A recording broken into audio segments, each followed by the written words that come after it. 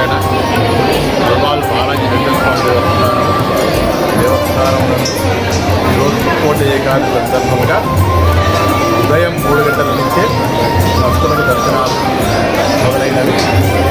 మన దేవాలయం సుమారు 450 సంవత్సరాల పురాతనమైన దేవాలయం దక్షిణ తిరుపతిగా ప్రఖ్యాతిగాంచినది.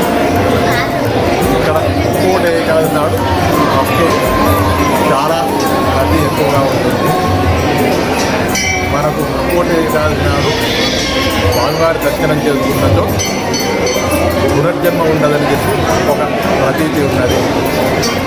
ఇక్కడ అందరూ భక్తుల సహకారంతో చైర్మన్ రాజా సంజయ్ గోపాల్ తేజర్ గారు, ఈవో వీరేశం గారు మరియు కమిటీ సభ్యులు అందరూ జాగ్రత్తగా అన్ని పనులు నిర్వహించి ఉన్నారు.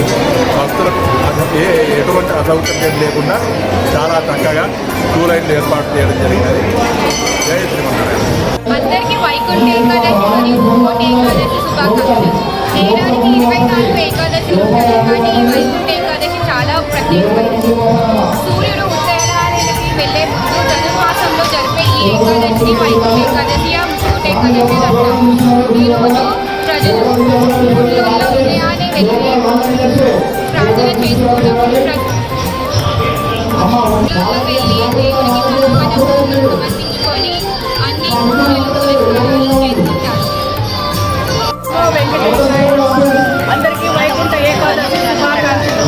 ఈరోజు వైకుంఠ ఏకాదశి లోపలికి దేవుని దర్శనం చేసుకుంటే చాలా మంచిదని ఆనవాయితీ. కాబట్టి వెంకటేశ్వర స్వామి ఆశీస్సులు అందరికీ మనకు కోరుకుంటూ ఓం నమో వెంకటేశాయ నమః.